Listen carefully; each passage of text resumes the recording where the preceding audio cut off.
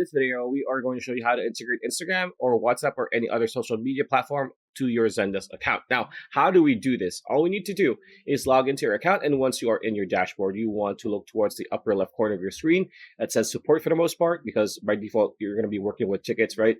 So on the support option, there's a drop-down icon to its right. Click on it. This pop-up or drop-down will appear. Click on the very last option that says Admin Center. Now, once you click on this, a new tab will appear on your browser.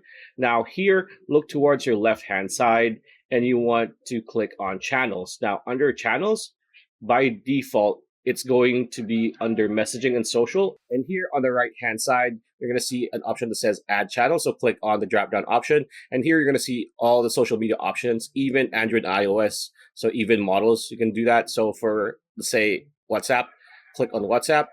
This will appear, right? Continue with WhatsApp. There you go. And a pop-up will appear here, which will let you connect to WhatsApp. You're going to select the WhatsApp number that you're going to use, pretty much your number. And then you're going to add channel details.